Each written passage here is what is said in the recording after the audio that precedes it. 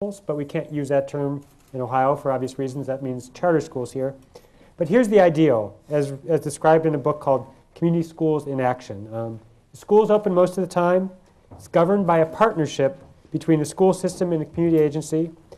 It offers a broad array of health and social services. It often has an extended day with before and after school programs. It features parent involvement programs, works to strengthen the surrounding neighborhood. But whatever we call it, it's really about the same thing, about wrapping community around the school and more completely addressing the needs of students, families, neighborhoods. One key piece that I've learned in my research getting ready for this panel is it's not a program, it's not like this thing you do, it's a strategy. It's really a different way of organizing community resources around community success. So as many of you know, the Cleveland Schools and United Way are working together to create 17 wraparound schools in our city to start. And there's lead partners now, lead agencies for each that will coordinate the available resources at the school level. Today we have Katrina Hicks, who is the principal of H. Barbara Booker, one of Cleveland's first wraparound schools. Only recently, though, with the partnership with United Way kicking in, has Booker paired with the nearby West Side Community House as a lead agency to coordinate the services. So this year, wraparound work at Booker has truly begun to take root, and I think Katrina will be talking about that. Cassandra Washington is the wraparound site coordinator at Mound STEM School in Slavic Village. Although she works at the school, she's employed by University Settlement, Mound's lead agency. Ms. Washington has also been part of another school community effort, the Broadway P16 initiative, and hopefully we'll touch a little bit on that today. For the past few years, they've been bringing together agencies to focus on strengthening education in the Slavic Village area. The P, of course, is pre-K. 16 is the fourth year of post-secondary, and the idea is to strengthen those ends and everything in between. Dawn Glaco is a Promise Neighborhood Ambassador in Cleveland's central neighborhood. The Promise Neighborhood Initiative, for those of you who don't know, has been organized in Cleveland by the Sisters of Charity Foundation. And it's connected to, although not unfortunately funded by, a federal push to leverage resources around school improvement, very similar to the wraparound schools idea. Ms. Glaco, who received training through the Neighborhood Leadership Institute, gets a stipend for her work to strengthen parent and resident engagement at George Washington Carver, and I think among other things, but she'll talk more about that. And she's been working to start a school parent organization there. Marty Blank was on the earlier panel. He helped write the book that I mentioned earlier, and he'll provide a national perspective.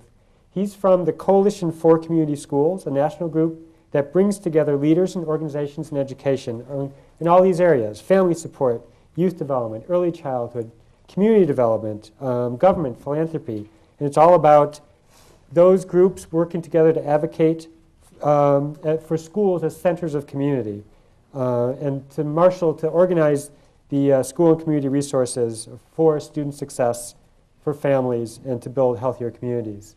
P.G. Sittenfeld, last but not least, is with the Community Learning Center Institute in Cincinnati, where he also serves on city council. The Institute leads engagement in the greater Cincinnati community in the development of all schools as community learning centers. Each has a set of financially self-sustaining partnerships responsive to the vision and needs of the schools and the neighborhoods that they're located in. So, how should these schools be structured? What helps them succeed? What are the obstacles? Are they sustainable? And how should we measure success? Those are some of the questions I'd like to get at today, and I'm sure you'll have more questions. So after a period of discussion, we'll move to questions with the audience. This is a smaller group than it was this afternoon, so it's great. It can be more informal. And I'd like to just get started. So probably start with Marty. Just give us a sense, again, your elevator speech of what this means and what we can hope to get out of this approach to education. Well, it's great to be here, and I'm delighted that we sort of opened up the conversation so that we were talking not only about what happens with civic leadership, but really what happens on the ground.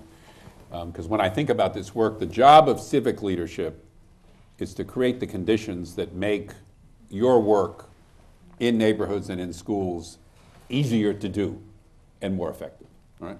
Their job isn't to develop a framework and a prescription, but to create conditions that makes your work possible. So we now have community schools in 88 places across the country. We have partners in other places who are doing similar and related work.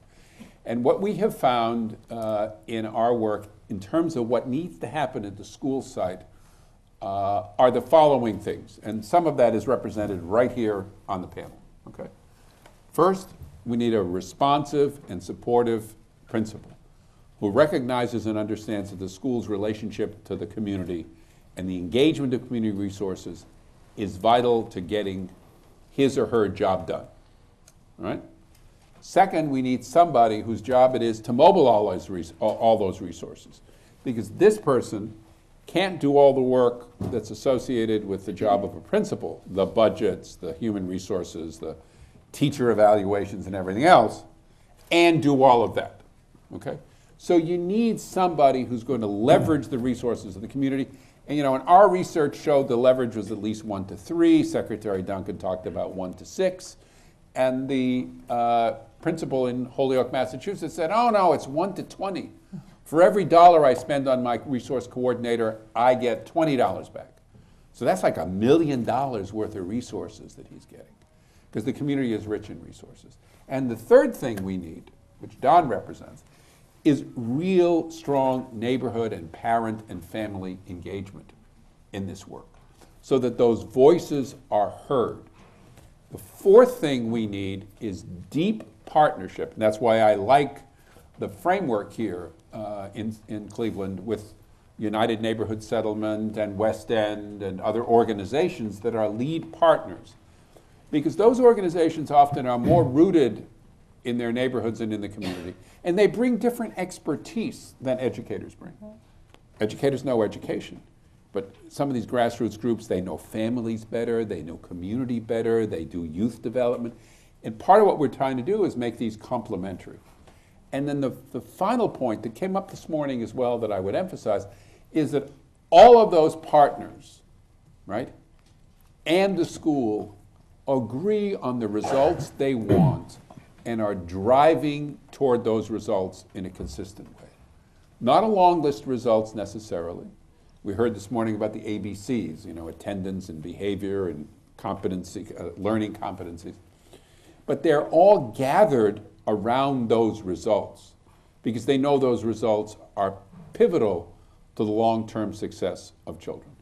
And that's what we see in Portland with 80 community schools, in Cincinnati with 36, PJ will tell you more about that, in Baltimore with 43, moving towards 63. So Cleveland joins a large movement of efforts around the country to create schools that are really centers of community and have those 5 core operational elements that I just referenced. Great.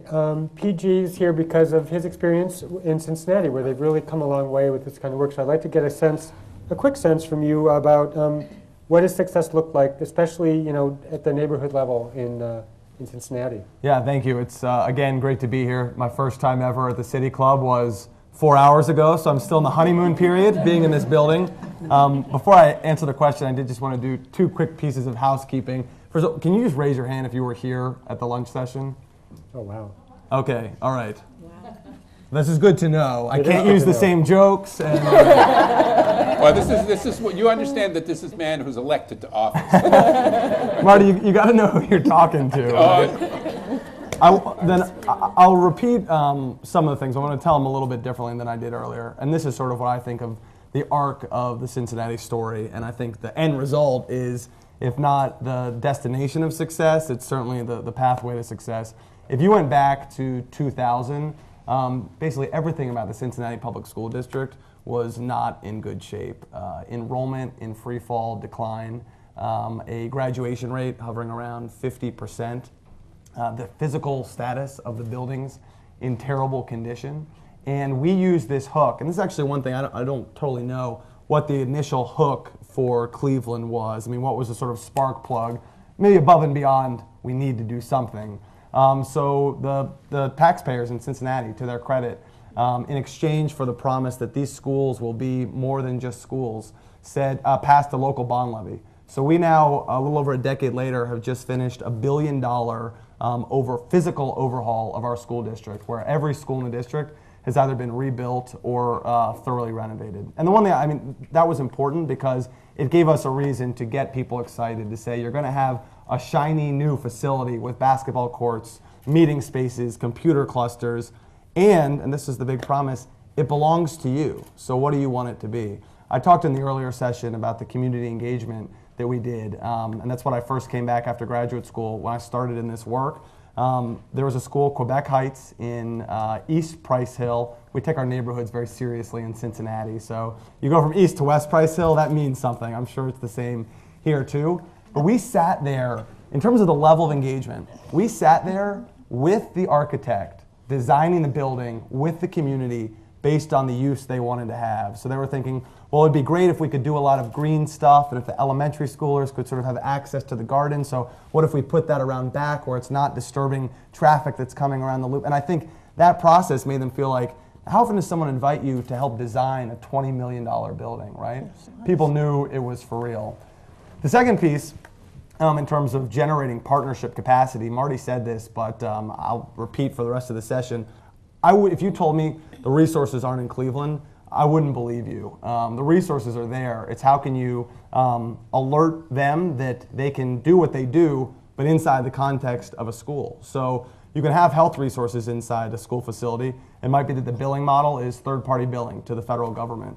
You can have a Boys and Girls Club that might say, we actually can do what we do as a Boys and Girls Club, but we are more aligned with our customer base, the students that we want to serve, by living inside the school after hours and saving on overhead. So I think that kind of customization, having the capacity so that each school can choose, this is the partnership that's right to meet that need, that's the partnership that's right to meet that need. And then the last thing, Marty mentioned the 36 schools in Cincinnati, and it's an honor to be here with a live resource coordinator in person. Though I've never been a resource coordinator, I'm their biggest fan because they really are the ones that make everything work. A story I didn't tell earlier today, there's a school in Cincinnati, Euler School, and we had this sort of legendary principal, Craig Hockenberry, who Marty's met, and who this radio show Marketplace came into Cincinnati and did a, 10, 12-part segment that aired on probably your local NPR station here over the course of a year. And Craig Hockenberry, the principal, would tell this story about needing to give an EpiPen to a student who was having an episode.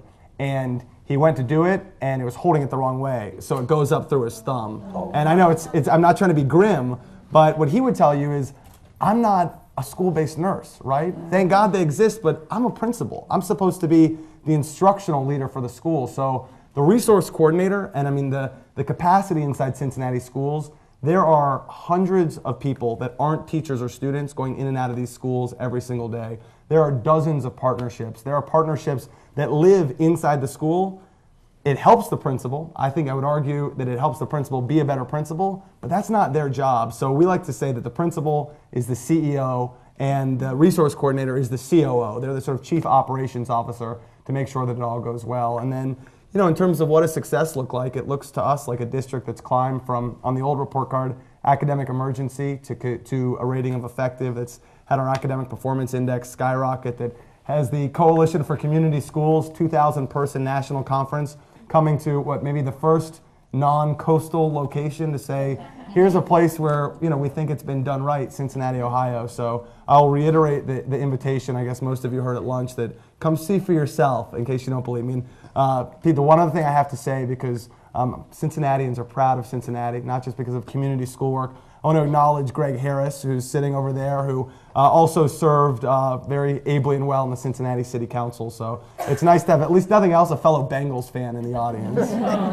Thanks, PG. It's really interesting to me to hear about this progress in Cincinnati, because I know that there were people 10, 12 years ago when the Cleveland district was embarking on its facilities plan who were advocating for this what Cincinnati did and has done since.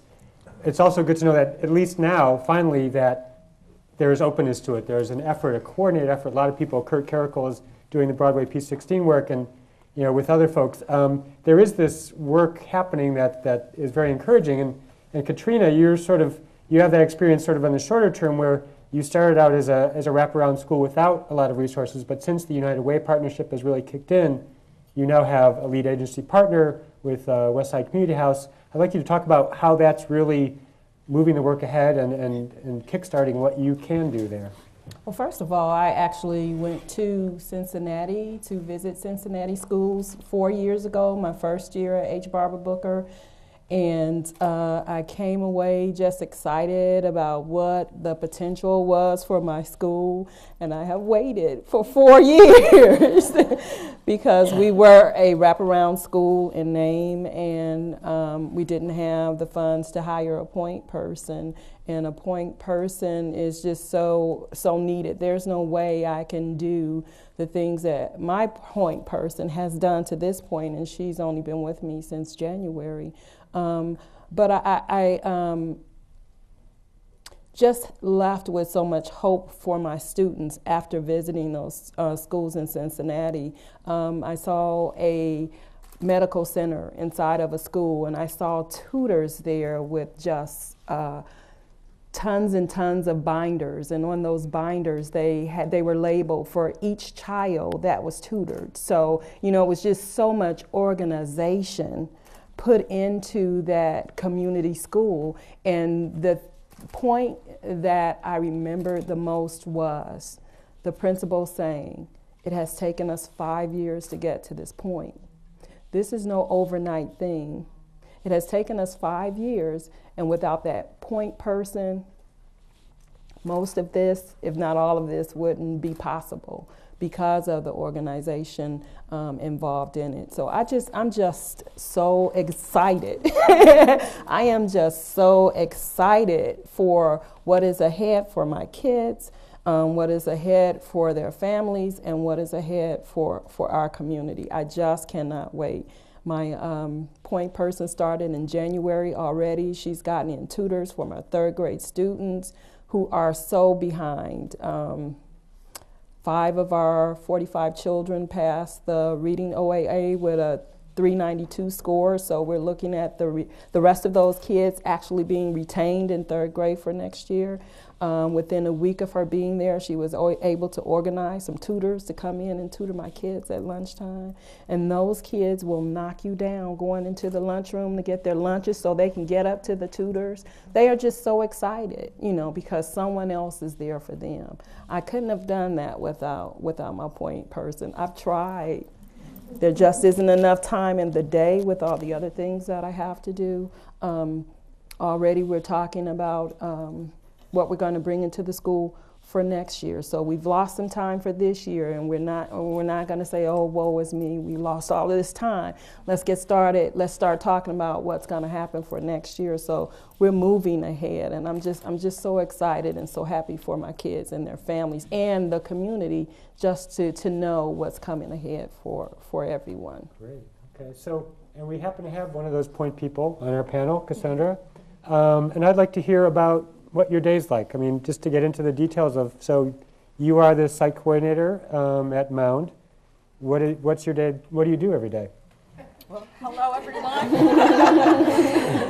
Just jumping right in. I start my day every morning at 7:30, unless it looks like this outside. Today I was a little tardy today. But I start my day at 7:30 running a breakfast program where I play games with the kids, listen to music, make them dance, get them up and moving first thing in the morning, and excited to come to breakfast. After that, I run down to the office to make sure that whatever I needed announced is on the announcement sheet for that morning. And then I usually start having meetings with providers or parents, just depending on what's going on for that particular day. Somewhere in the middle of that first morning meeting, a couple of kids are popping in the room for uniforms or to find another staff person. I share my classroom with our Dean of Culture. So they're either looking for me, they're looking for him, or they're looking for clothes. So I navigate that and then keep going with meetings. When the school day ends, I spend the first 30 minutes after the school day trying to catch teachers, trying to find them to get whatever information I needed from them to move forward in something. I spend the next 30 minutes chasing down Principal McNeil. And then I go back to follow up on the rest of those emails. We've kicked off an after-school program, so I spend a lot of time in the after-school program just trying to funnel kids into the right places and checking in to see what's happening in the rooms. And then it's dark, and I head home. And it's a full day. And I'm sure that role varies at different schools. And actually, Dawn, you're in a slightly different role, but at some level, you're in the neighborhood working with parents and families. So I'd like to hear a little bit about, you're with the Promise Neighborhood Initiative, but you've been involved for a while. What does it look like to you? How does what you see and do fit with what you're hearing here? Well, I hope to get where Sittenfeld is. Okay? Cincinnati, not Sittenfeld. Yeah. I'm in a much but- worse place. Well, actually, the things that you all are doing are the things that we plan to do and are trying to do at George Washington Carver STEM School, as well as Alfred A. Bennett, as well as Marion Sterling. And what we are trying to do is engage the parents within the community by being tactful enough, going out into the community, having conversations with parents, trying to get them to buy into the school system, being involved with student activities, being a part of the parent meetings, setting forth interesting parent meetings whereby the parents can see that if I am a part of this, I can make a difference. At George Washington Carver Middle School, STEM School, where I am, I created where I roll out a series of workshops that I like to have with the parents. One is, what is STEM? Whereas we have parents who may send their child to school every day, do they really know what a STEM school is? And how they can fit into what we do at that STEM school so that they can make things better for the students there. Another workshop I planned out is the importance of a home library. Unfortunately, many parents and families don't have a home library and probably don't set time aside for their student to read. At George Washington Carver STEM School, we recently had a Dr. Benjamin Carson reading room to open. And what we're trying to do is get students to read for pleasure. And we're trying to get parents to buy into the process. And hopefully, if students begin to practice reading on a regular basis, learn to read, we really won't have a lot to worry about when it comes to test scores. Because a lot of performing on a test, doing well on a test, is based upon reading comprehension skills. Recently, the Sisters of Charity Foundation and Lighthouse Incorporated collaborated to give away 300 coats for our students at George Washington Carver. So the collaboration piece is very important. I think it's important for us to look at the Central Promise neighborhood, look at the protective factors there. And just to name a few, we have Boy Scouts of America, we have CSU, we have Tri-C.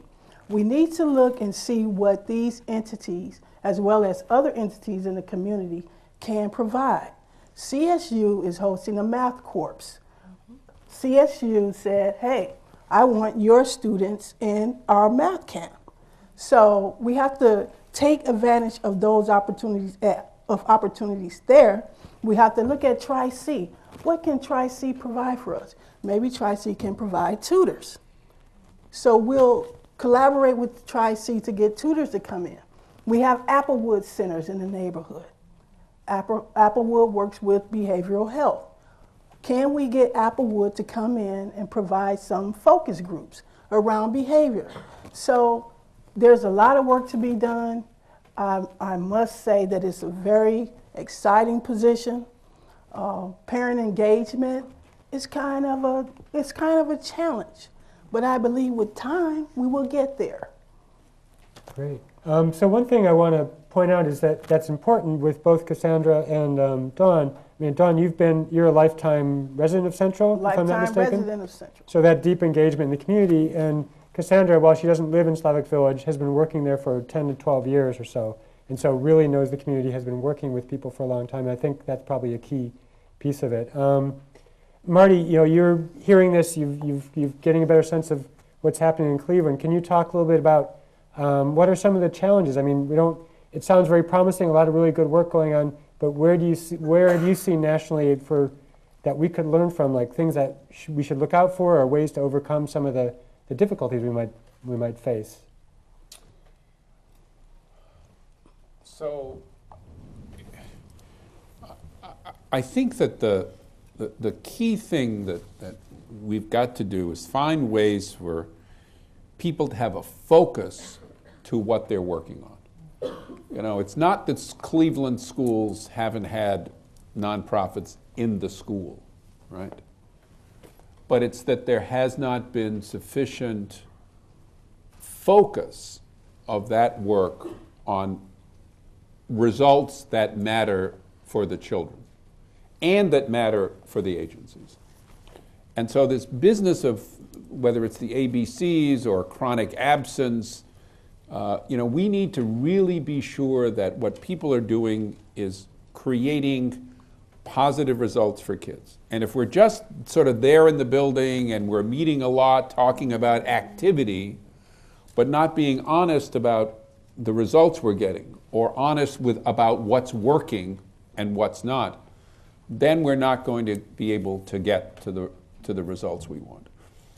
We have to make sure that there's a sense of ownership that the families and the residents feel for this place, right? You know, when Cleveland started to do its rebuilding, there was not as much of that kind of engagement. And I've heard suggestions today that we need to deepen that engagement in these schools so that families really feel there's a place for me here, that people want to listen to my voice. Because regardless of what you'd like of how you might characterize families in Cleveland and the challenges they face, they are my family, is what you'll hear every young person say. That's my family, right? I don't have any other family but the one I got. Right. And so we've got to engage, respect. We've seen people do home visits in other places to try to overcome those barriers to just getting engaged. And the third thing I would say is an echo of what the superintendent said this morning. And that is that there are bright spots in these neighborhoods, there are assets in these neighborhoods, and we've got to see people as having possibilities. Because if I look at you and I don't think you're going to succeed, right? You know, there's research that says that the Irvings of the world weren't as well liked by their teachers, right? I don't know, PG, whether that happened with you when you got your little initial name. But you know, our perceptions of people matter. Our perceptions matter.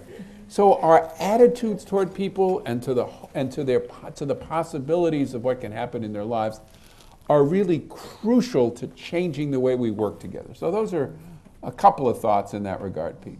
Hey, Go ahead. One actual sort of pretty specific piece of advice that might be easier to say than to achieve, but when I think about why things have worked well in Cincinnati, obviously, I mean, there are so many moving pieces to this, and there are so many partners. The single thing I would recommend is, you know, who is the team captain, right? Who is the person that is, and as you said, I mean, this is a strategy and it's a concept. So who is the, you know, sole fearless leader? It takes so many different people, and it is of course a team, but who's the glue who's holding those people together? And I would say, I mean, with all due respect, and I don't know him well, but I mean, the answer is it's not the superintendent, right? And it's not one elected official. It needs to be someone who has just really broad community trust, who is both diplomatic and unafraid, because they need to be able to work with so many different groups and so many different audiences, but they also need to know when to stand up. And you know, this sounds kind of like a cutesy line, but it's technically true. I have two bosses. One is the 300,000 citizens of Cincinnati as a councilman, and the other is my boss for the Community Learning Center Institute, Darlene Kamine. And Marty knows her well, and she can sometimes be a thorn in people's side, but she has kept this work alive and driven it forward for, 12 years now in a way that if you took her out, I shouldn't say, I think we've gotten to a point where it's self-perpetuating and self-sustaining, but it needs a good driver along the way. So I actually don't know the answer to that question. When people have questions here, when someone needs to pull everyone together, when an additional dose of leadership is needed, who's your Darlene Kamine? And if there's not an answer to that question right now, I'd encourage you to figure one out. I'd like to shift a little bit back to, we've all talked about community engagement, and Katrina, you've talked about the importance of having that person, that site coordinator on board. Over the break, PG and Cassandra and I were talking about the mindset of the coordinator. What are the qualities that make that person successful? And then maybe all of us could talk about that. PG and Cassandra, maybe you could start, but what is it you think you bring, Cassandra, to this conversation, to this work that is part of that mindset, that common mindset? So I started in August, and I started alone.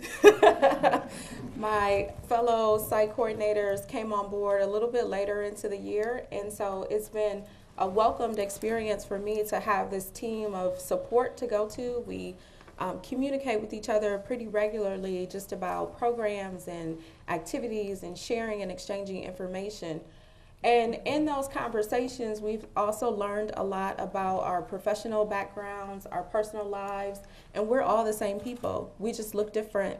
All of our backgrounds are very similar, where all of us have served as a social worker, a counselor, a therapist, be it in-home or through a governmental agency.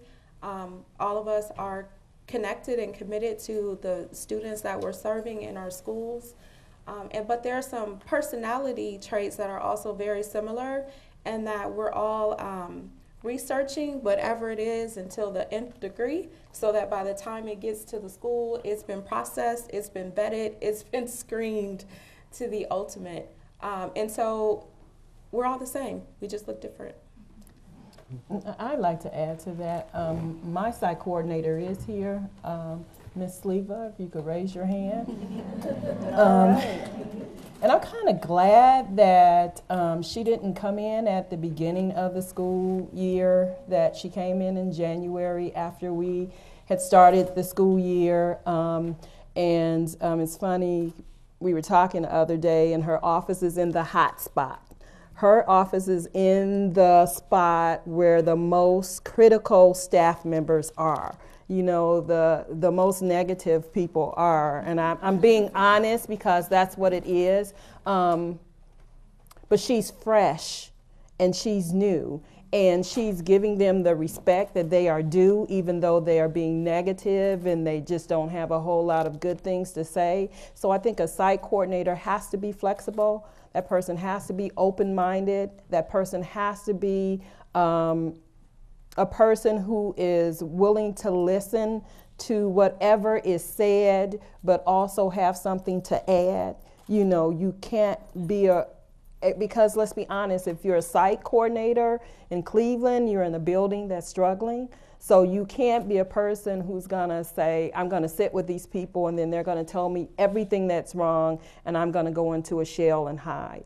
It has to be a person who's gonna say, okay, I believe that's true, I believe that's true, I believe that's true, I believe that's true. Here are some things that I have to take care of that. Will you work with me? You have to be that kind of person to be a site coordinator, and that's the kind of person Ms. Sleva is. I mean, she will sit with some people and she'll still come out smiling. She'll still come out smiling. And she doesn't necessarily say to me the things that they've said, but I've been with them for 4 years, so I know what they are saying to her. She's bringing back to me what she's trying to do with them. And just, she's letting them know that she appreciates the fact that they're willing to be honest. And you just have to be a person that's willing to sit and listen but still have something to give in order to be in that position. So Dawn, you're an ambassador, but at some level you are a site coordinator as well, right? I mean, so can you comment on that? I can say this. You can't help people and judge them at the same time. Right? You can't, right? You have to be able to listen.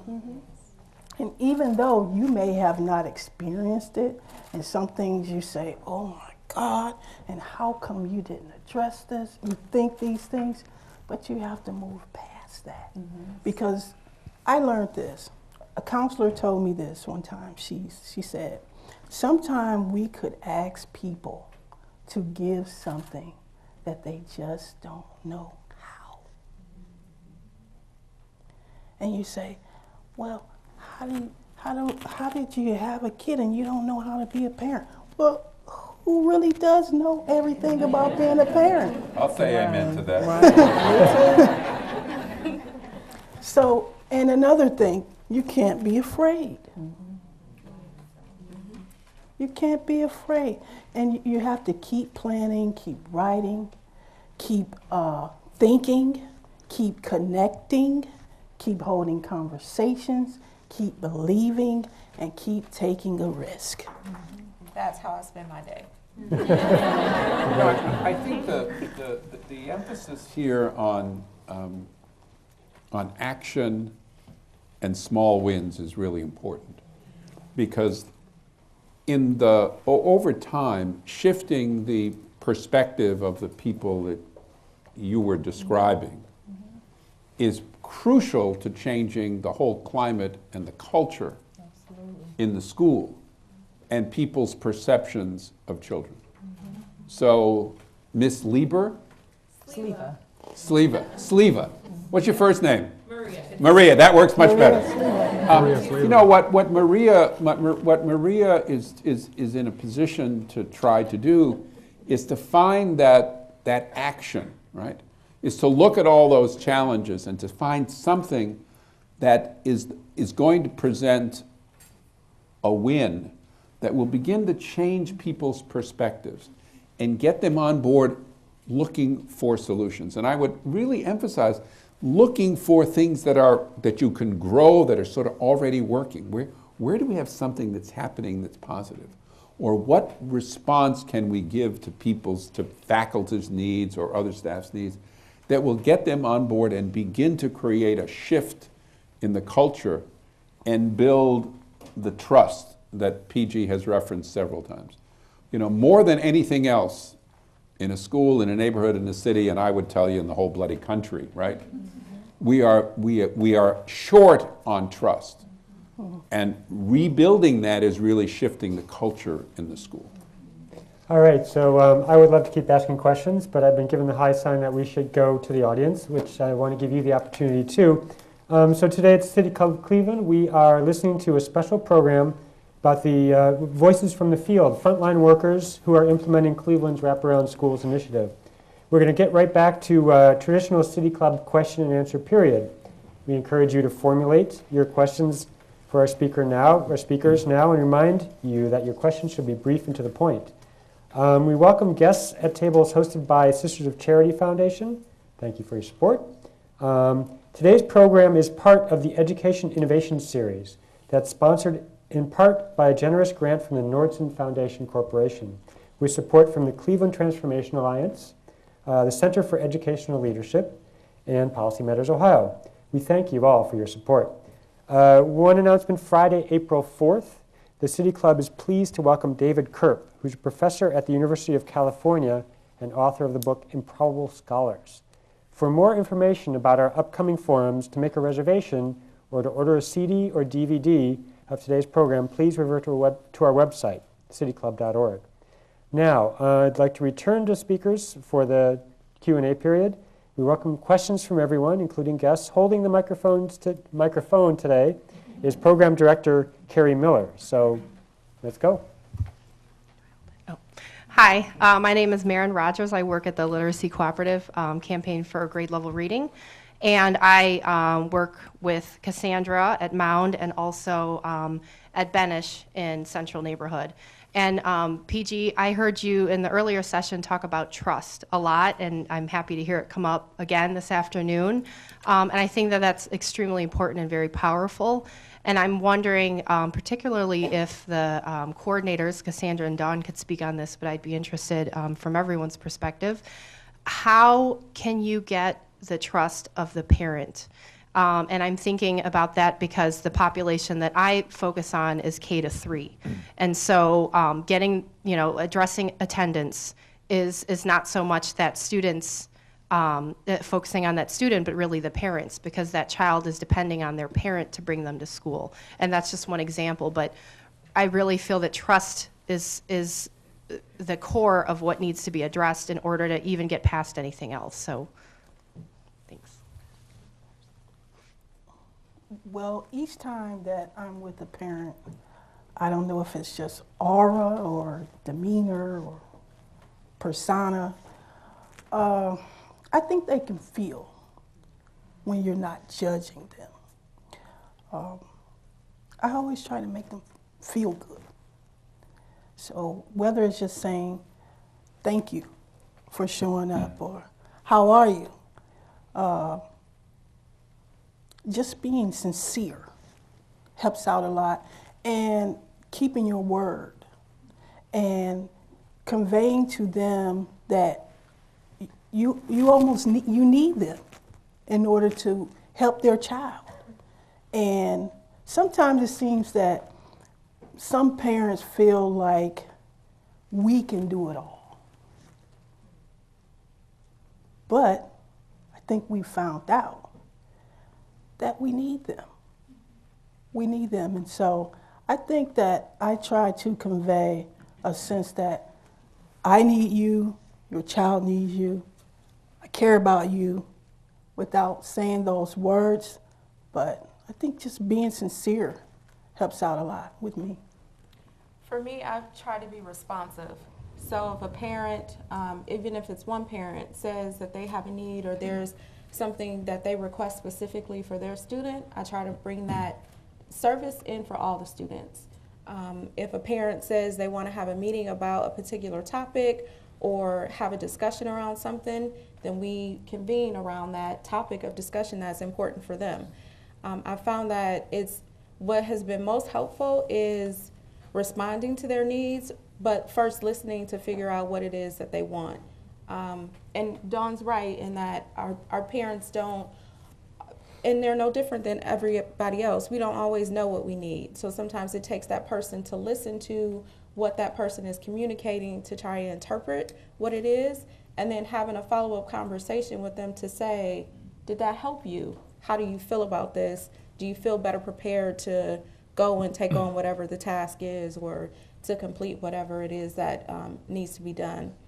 I think also what's important is that our school in general, Mound, has gone through its own transformation of sorts. We're in a relatively new building. It's only our third year operating in that building. We have consistent leadership that has sort of fluctuated since moving into the new building and now moving from the old building and into the new building. Our scholars are better behaved in general. You will hear horror stories about the activities and things that took place in Mound prior to Principal McNeil coming in, and she actually shared with us one of her first days on the job when she started in the position and the challenges that she had that wasn't so long ago. But our parents see that the school is different and the climate is different now, and so they respect that and they want to participate in that. So I obviously agree with you that trust is paramount. I mean, I think the thing to be mindful of is that once you lose it, it's really hard to rebuild. I mean, think about, a one-on-one relationship. If someone wrongs you, you might trust them again, but it's going to take some serious healing.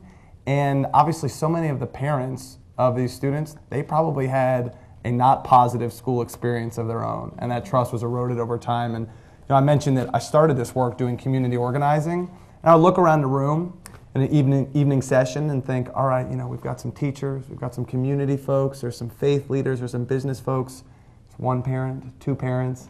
First, I think, but I offered pizza. I sent the invitation. No, PG, that's not enough. I mean, you need to meet people where they're willing to be.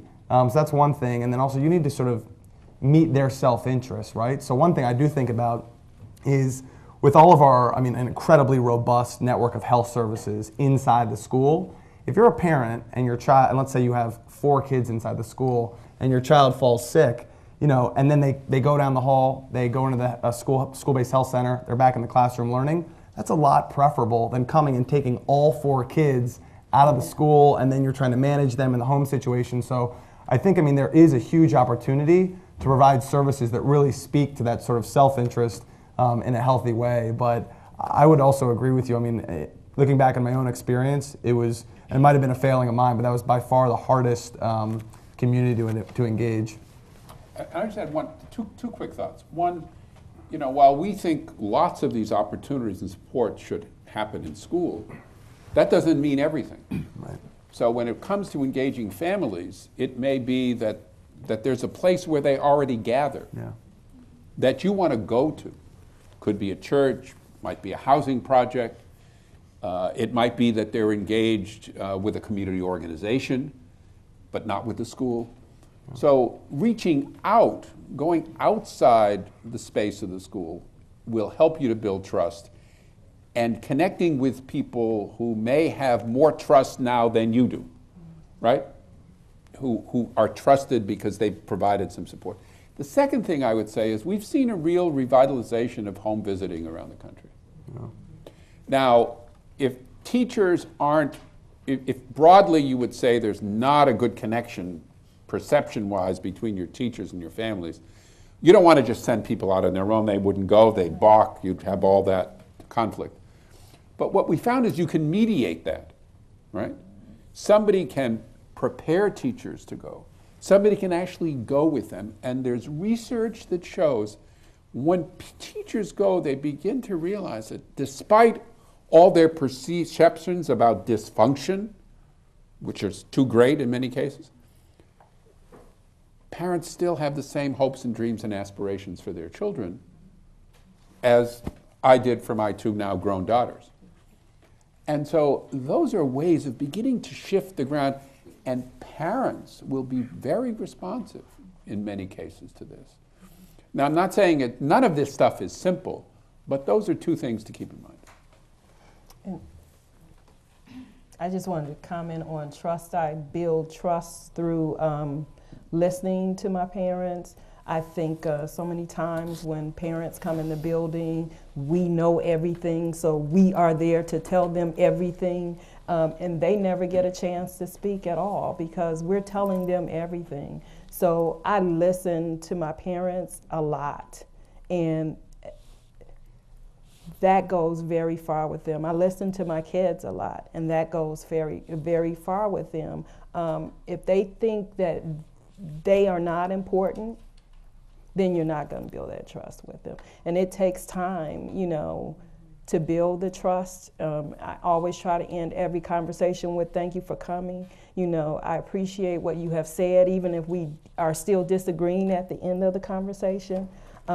But I've had conversations with parents when I've called them up and said, Johnny did this, could you please come and get them? You know, and it happened just the other day, and the parent she just lost it on me because she felt like her child is always the one being blamed, and she just lost, and I listened to her, and I said, ma'am, I don't want you to ever think that I don't care about your child.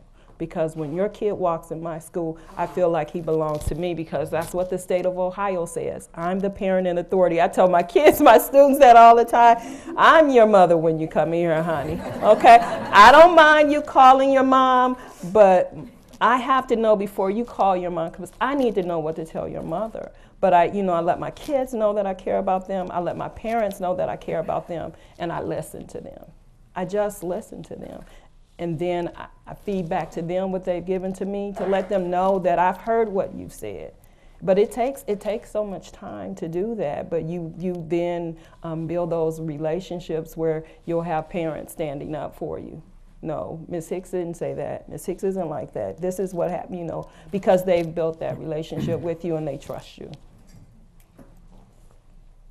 So my question is about teachers. Martin just brought up perceptions around teachers, and in the panel representation and the conversation, we've talked about other stakeholders, but not teachers, and they're the second largest body in the school outside of the students. So my question is, we know that the research shows about teacher preparation programs, they're not preparing teachers to go into urban markets. When we talk about these wraparound markets, that's Baltimore, that's Cincinnati, that's here. These are urban students with urban issues, and they need an urban response in their classrooms around their curriculum. So what kind of toolkit or what type of resources does the wraparound program have in place for teachers to help them with this change? Who wants to take it on? Go for it. Well, not yesterday, but the day before yesterday, I was walking with the teacher at George Washington Carver, and he says to me, he said, Well, I said, how are you doing? I'm doing good. He said, my wife is so happy lately. I said, oh yeah? I said, what's she doing? Oh, she's meeting all these people and going places. She's making jewelry and she's selling her jewelry. I said, oh yeah? Do you think your wife would like to come up to the school and teach some kids how to make the jewelry, and then the kids can sell the jewelry to the teachers? And he said, absolutely. So when you say where do teachers fit in this process? It's just about making them feel and know that you appreciate them, and having something creative and exciting for teachers to do.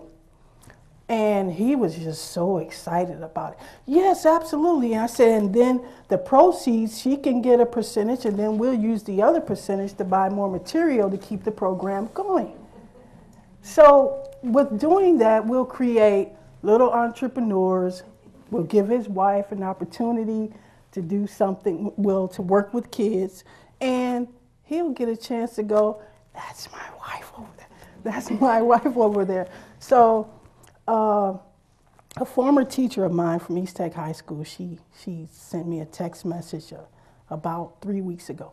She said, are you ready to write an ebook? And I said, yeah. But that's been about a month ago. So I'm still working on it.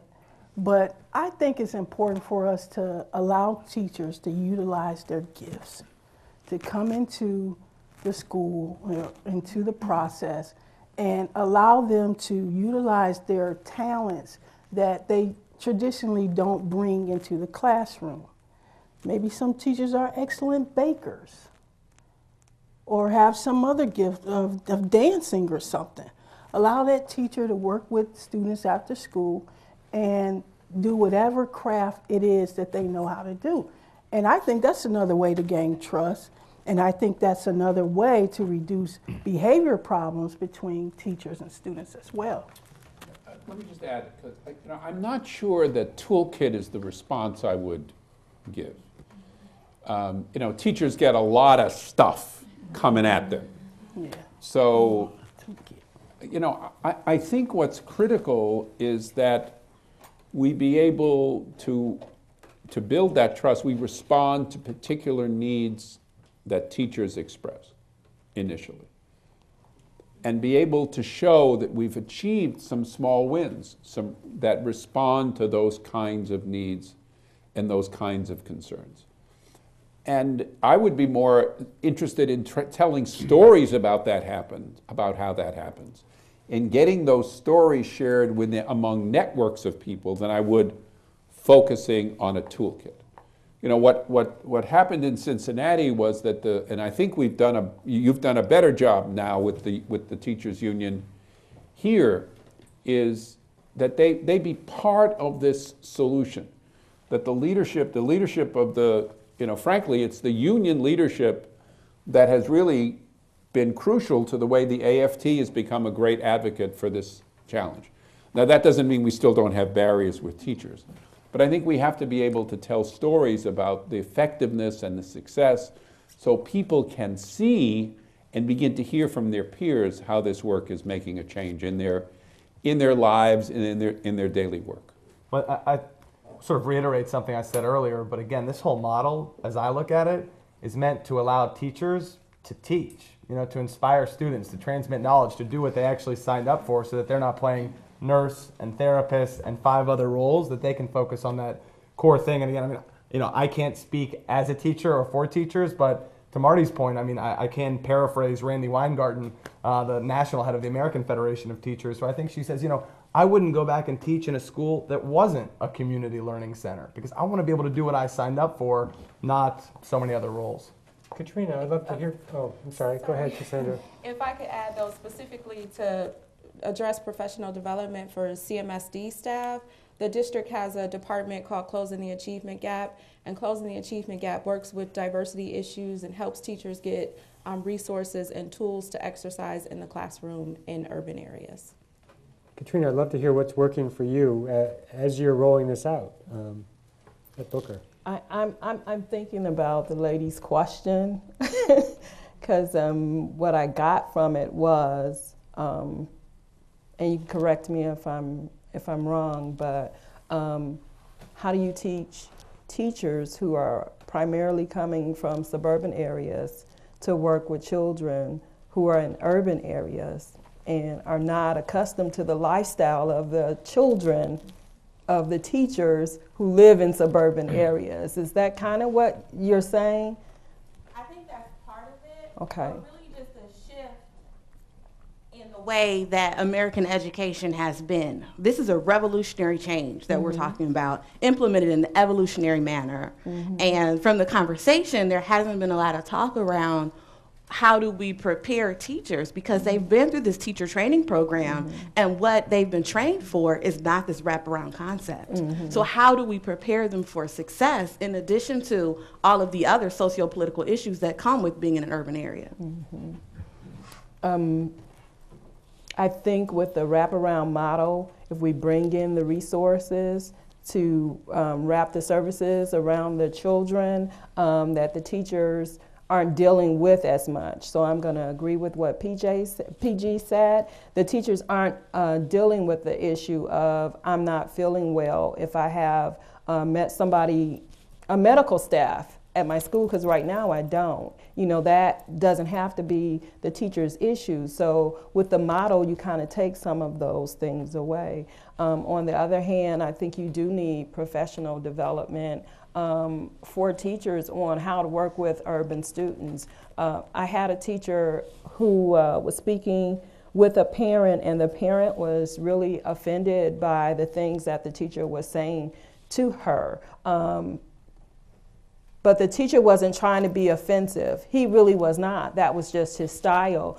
But her son was struggling in mathematics, so she was telling the teacher, I've been giving him to his uncle so his uncle can help him, because I've only gone to 6th grade. That's as far as I went in school. So I don't know this math that they're doing. So I'm sending him to his uncle. Well, the teacher just felt like the parent wasn't doing enough herself, because he felt like instead of sending her child to his uncle, she should have gone along with her child to the uncle. And my suggestion to him was, did you suggest that to the parent? And he said no, because she thought she was doing her best.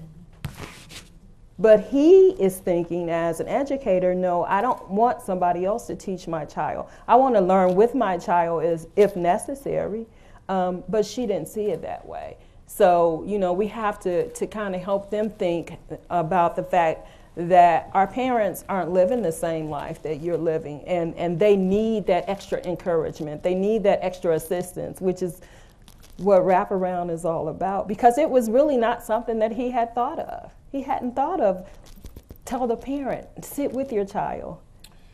Let me add one quick point for all of you who are resource coordinators and others who begin to see this sort of, you know, system-wide professional development problem, or any other problem that is sort of, gee whiz, this is happening in all of our schools, right?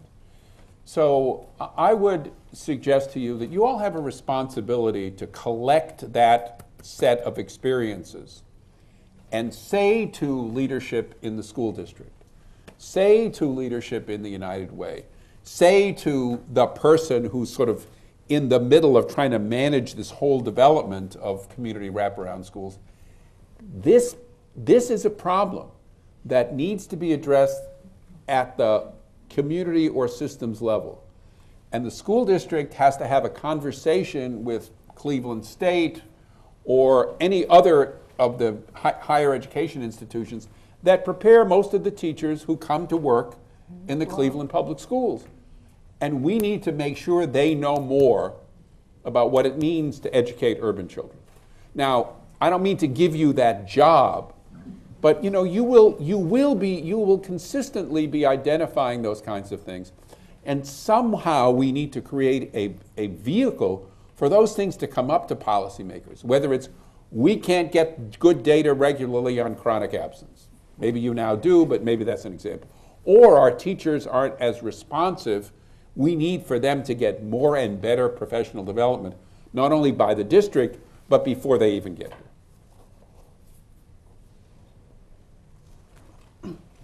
Hi, I'm Maria. I guess you already know who I am now. My question is for Marty and PG. The issue of safety comes up every time we talk to parents, schools, teachers. They want to keep our kids safe. They want our buildings to be safe. So how are you guys dealing with the influx of volunteers and truly bringing in the community? I think that's the only way that this is going to work. But how are you guys dealing with safety?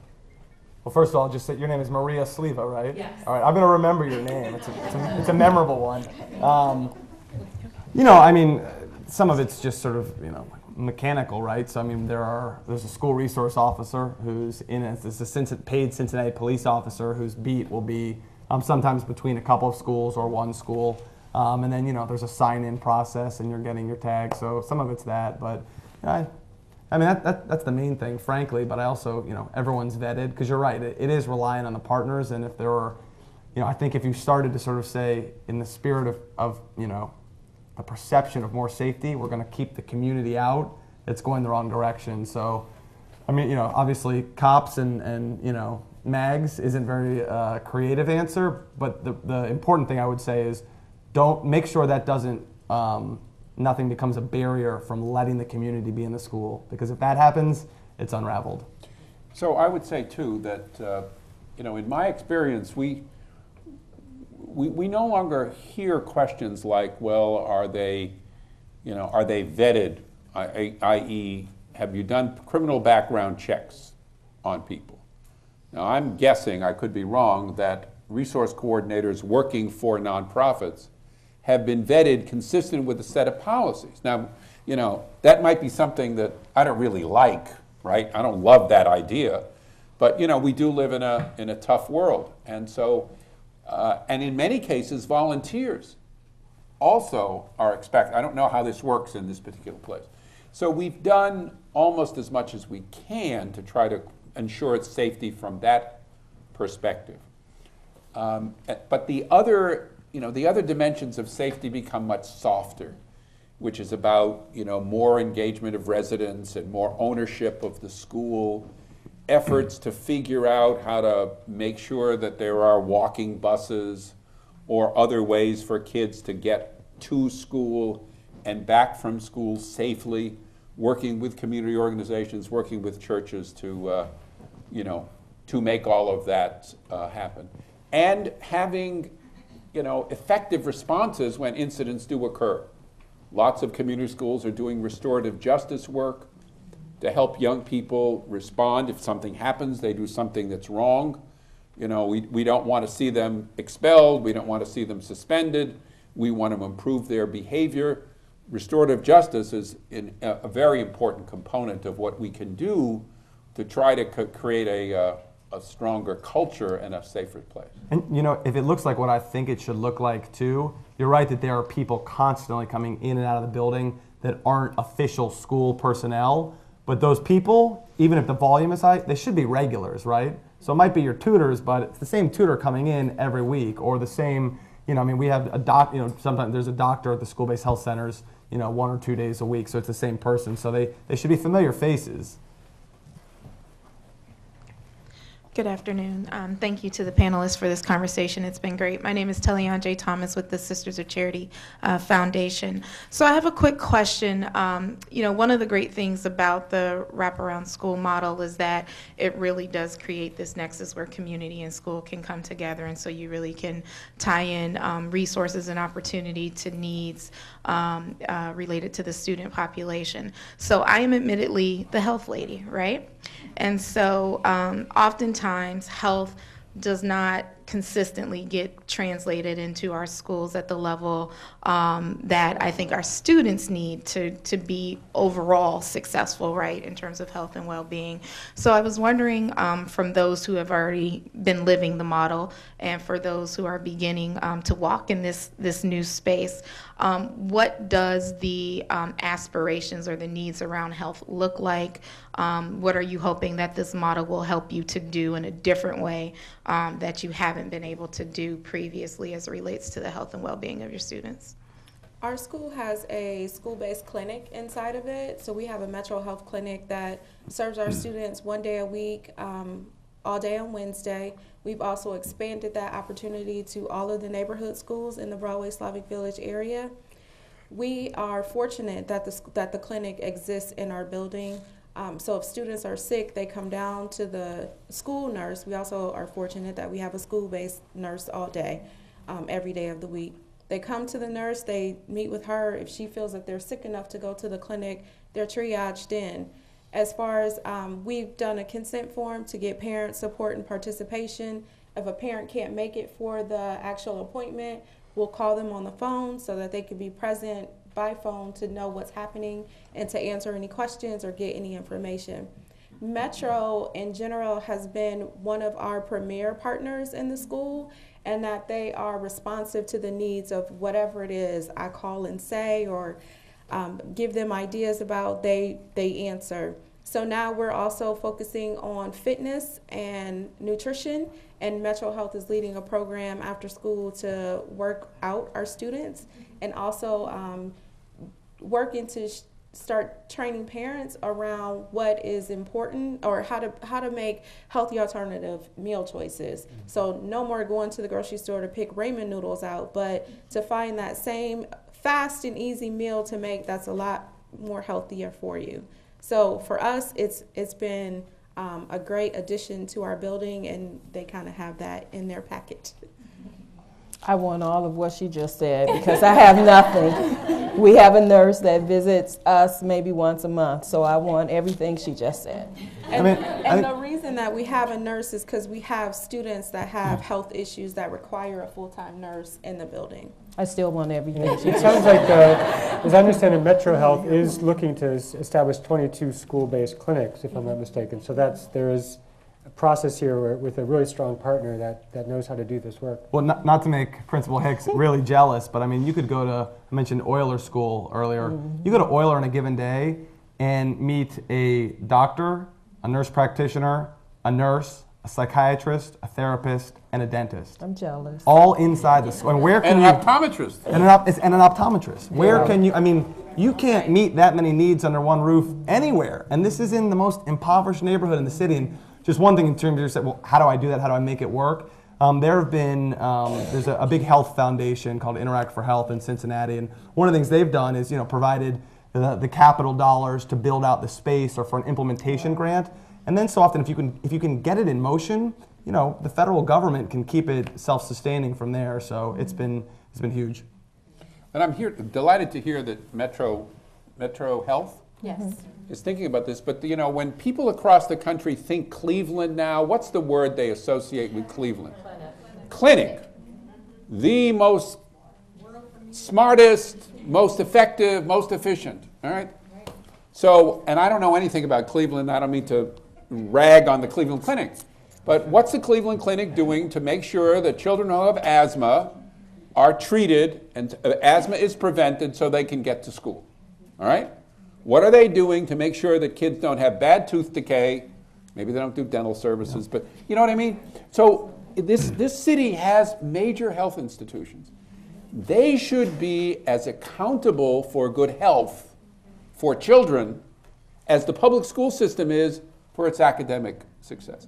Together they could really create something. So again, if the schools, if Maria and Katrina are seeing lots of health problems, they've got to raise their voice and say, here's what's going on here, right?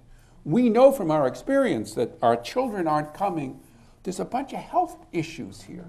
And we know the school district doesn't have nurses, right? 500 children in a building and there's no nurse. That somehow doesn't make much sense. So that's, again, a way we've got to lift these issues up, and we need a place to bring them where people are going to listen and say, gee whiz, yeah, maybe we need to have that conversation with the clinic and or with Case Western or anyone else. I think we have time for one more question. Yes, I'm Margaret Richards from the Urban League of Greater Cleveland. And we've talked a lot and heard a lot about the trust factor, about toolkits, about professional development.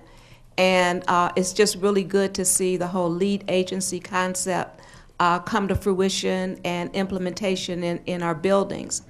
And one of the things, when we talk about being on the ground, I'm thinking about Dawn and Cassandra and the role that you play within your schools. And I know that there is a component for training within the lead agency piece through either United Way or whoever they would designate to do that. What's happening for you to help develop even more sound collaborations across nonprofit organizations and places like Cleveland Clinic or wherever? Are you getting that type of deep training that breaks some of those silos, unfortunately, that we've been in Cleveland for a long time? Well, actually, you have to come with a set of skills, all right? So good communication skills, not being afraid to talk to people, knowing what you need, and also working for organizations that support you means a whole lot, because a lot of times I don't have to make the initial contact. Someone else makes the initial contact for me, and I go ahead and meet with the person, hold a conversation, and make the partnership work from there. So that's important, and I think our past experiences have brought a lot. Whereas you just mentioned you're from the Urban League. When I was at East Tech High School, I was a part of the Urban League, their Career Beginners program. And throughout Career Beginners, I was matched with a mentor. And that mentor, she was so helpful in helping me to figure out that, yes, I will go to college. And she helped me fill out my FAFSA form. And she took me to a number of places and exposed me to a number of things. So I think our backgrounds, what we desire for another person. I remember my mother saying, she said, I do things for other people because I never know what someone else has to do for you. And I thought to myself, Mom, you are a genius. But yeah, when it comes to working with other partners, a lot of times I don't have to make the initial contact. Fortunately, I work for a good organization, and they put a lot of things together for me. And maybe somebody else wants to speak to that. Yeah, so I take a little bit of a different approach than that. You know, Cleveland is a small town. Everybody is within email or telephone reach. And so what I've also found from previous work is that if you reach out to them, they're going to respond to you.